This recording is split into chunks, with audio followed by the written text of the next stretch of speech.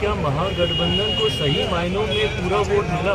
और 2020 में 78,000 वोट आया, इस बार 79,000 वोट आया, मात्र 1000 वोट से ज़्यादा भी इनका वोट नहीं बढ़ा। तो भाई गया कहाँ नीतीश कुमार जी का वोट? सीधे सीधे दोषारोपण देने से चिराग पासवान जी का काम नहीं चलेगा कि नीतीश कुमार के वोट किधर गए।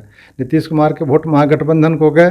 मुख्यमंत्री नीतीश कुमार जी अब कोई फैक्टर रहे नहीं है। हमेशा राजनीति में 1+1 2 नहीं होता है, बल्कि 1+1 11 भी होता है। महागठबंधन की ये जीत नहीं है, ये मोकामा वाली, ये पूरी तरीके से व्यक्तिगत तौर पर आनंद सिंह जी की अपनी जीत। अगर वो ओवैसी की पार्टी अगर वोट नहीं काटे रहती तो हम लोग को जीत निश्चित थी। नमस्कार, आप देख रहे हैं लाइव बिहार, मैं आपके साथ रूपम। आज चिराग पासवान पटना आए और पटना एयरपोर्ट पे ही उन्होंने नीतीश कुमार से कई सवाल कर दिए। जी हाँ, अभी मोकामा में जो उपचुनाव हुए, रिजल्ट भी आए और जिस तरह से जो आंकड़े आए निकल के मतगणना हुई उसके बाद कि कितना वोट किसको मिला, वो सुनकर देखकर काफ़ी चौंका देने वाली बात है। और उस पर चिराग पासवान सवाल कर रहे हैं मुख्यमंत्री से कि आखिर उनका वोट कहाँ गया।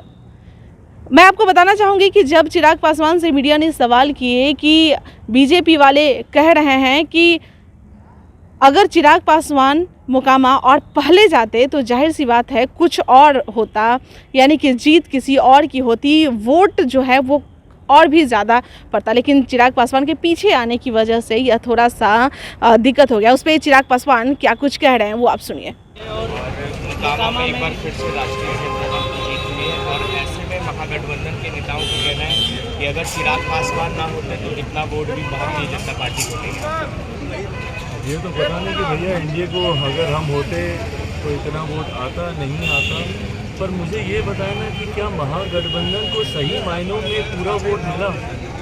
भाई 2020 में भी जब मोकामा में जब चुनाव हुए थे तो उस वक्त भी तो आनंद सिंह जी को इतना ही वोट आया था। नीतीश कुमार जी का वोट गया कहाँ? बताए ना नीतीश कुमार जी। पिछली बार जब मोकामा में ये लड़े थे 2020 में तो उस वक्त इनको और भाजपा को मिला के 40,000 के करीब वोट आया था। तो भाई वो 40,000 वोट तो प्लस होना, चलिए मान लीजिए उसमें भाजपा का भी वोट था, 20,000 वोट प्लस होता इनका। पर पिछली बार 2020 में 78,000 वोट आया, इस बार 79,000 वोट आया, मात्र 1000 वोट से ज़्यादा भी इनका वोट नहीं बढ़ा। तो भाई गया कहाँ नीतीश कुमार जी का वोट? तो ये अपने में दर्शाता है कि आज की तारीख में कम से कम मुख्यमंत्री नीतीश कुमार जी अब कोई फैक्टर रहे नहीं है। मुख्यमंत्री नीतीश कुमार जी पूरी तरीके से अपना जनाधार खो चुके हैं और ये दोनों जगह चुनाव में दिखा। भाई महागठबंधन की ये जीत नहीं है, ये मोकामा वाली, ये पूरी तरीके से व्यक्तिगत तौर पर आनंद सिंह जी की अपनी जीत। उनका एक अपना प्रभाव उस क्षेत्र में रहा है। भैया वो अकेले भी लड़ के जीतते रहे वहाँ से, तो उनका एक अपना प्रभाव रहा है। जहाँ पे इनको प्रभाव दिखाना, गोपालगंज में वहाँ पे इनकी हार हुई। तो आपने सुना, चिराग पासवान साफ तौर पे कह रहे हैं कि मेरा वोट कहाँ गया है वो छोड़िए, लेकिन ये मुझे बताइए कि आखिर हमारे जो मुख्यमंत्री हैं उनका वोट कहाँ गया। पीछे वाले भी वोट की तरफ उन्होंने ध्यान दिया कि 2020 में किसे कितने वोट मिले और इस बार किसे कितने वोट मिले। इससे साफ पता चल रहा है कि इस बार मोकामा में बीजेपी अपनी ज़मीन बना ली है। चलिए, इसी मुद्दे पर बात करने के लिए हमारे साथ जब हमने इसी मुद्दे पर सवाल किए प्रोफेसर यानी कि रामबली चंद्रवंशी जी से कि आखिर यह सवाल किए जा रहे हैं चिराग पासवान से, चिराग पासवान सवाल कर रहे हैं कि मुख्यमंत्री का वोट किधर गया, क्यों मोकामा में इस तरह से माहौल देखने को मिला, तो उन्होंने क्या कुछ कहा वो आप सुनिए। चिराग पासवान सवाल खड़े कर रहे हैं कि मोकामा में नीतीश कुमार के जो वोट हैं वो नहीं मिले, कहाँ गए मुख्यमंत्री के वोट? अब देखिए, ये गठबंधन की जब आमने सामने के यहाँ चुनाव हो रहे थे तो जो पक्ष में थे एक तरफ पोलराइज किए, विपक्ष में थे एक तरफ पोलराइज किए। अब तीसरी पार्टी लड़ती है तो उसका वोट तो कि इधर या उधर शिफ्ट किया ही। इसलिए उस तरह से आप हिसाब करेंगे कि हमेशा राजनीति में 1+1 2 नहीं होता है, बल्कि 1+1 11 भी होता है। तो यह राजनीति का खेल है, इसको समझना पड़ेगा। सीधे सीधे दोषारोपण देने से चिराग पासवान जी का काम नहीं चलेगा कि नीतीश कुमार के वोट किधर गए। नीतीश कुमार के वोट महागठबंधन को गए, इसमें कहाँ दो मत है। सब लोग मिल करके चुनाव लड़ रहे थे। लेकिन उस बार बीजेपी और जदयू जब साथ में थी तो उस समय 40,000 वोट बीजेपी को शायद मिली थी, और लेकिन इस बार 62,000 बीजेपी को अकेले चिराग पासवान के दम पे मिली।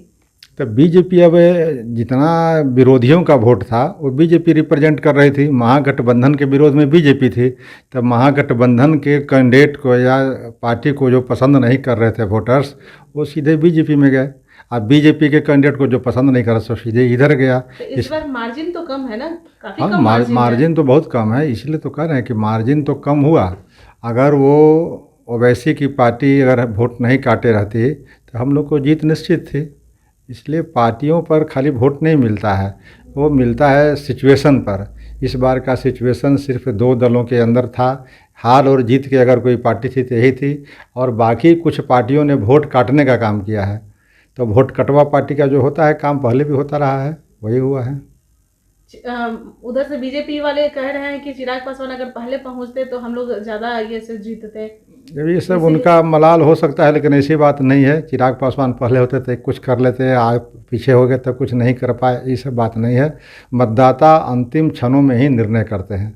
मतदाता पहले से मन बनाए हुए नहीं रहते हैं। जो सिचुएशन जो हालात होते हैं चुनाव के समय में, उसी हालात पर अधिकांश मतदाता 24 घंटे 48 घंटे के अंदर निर्णय करते हैं। उस निर्णय पर अपना मतदान करते हैं। आप भी समझ रहे हैं कि इस बार बीजेपी अपना जमीन तैयार कर ली है मोकामा में। मोकामा विरोध का सबसे बड़ी पार्टी है, विरोधी पार्टी है, इसमें कोई दो मत नहीं है। पूरे बिहार में भी विरोधी पार्टी का प्रतीक बन गई है। लेकिन महागठबंधन के जो वोट हैं, महागठबंधन दलों का जो वोट है वो बिल्कुल इंटैक्ट है, और आने वाला चुनाव में महागठबंधन का बढ़त दिखाई देगा। तो वो कह रहे हैं कि देखिए महागठबंधन की पार्टी है, बहुत सारे पार्टी के लोग यहाँ पे जुड़े हुए हैं, और किसका वोट कहाँ गया यह मायने नहीं रखता है। सारे लोग का मिला जुला है, हर कोई उतना ही यहाँ पे भाग लिया है। अब जो नेक्स्ट बार जो चुनाव आने वाले हैं उसमें आप देखिएगा कि गठबंधन के लोग क्या कुछ करते हैं। जो जीत होगी, जो वोट आएगा, वो सारा कुछ हमारे ही पक्ष में आएगा। चलिए फिलहाल के लिए बने रहें लाइव बिहार के साथ। धन्यवाद। लाइव बिहार यूट्यूब पर सब्सक्राइब और फेसबुक पर लाइक ज़रूर करें।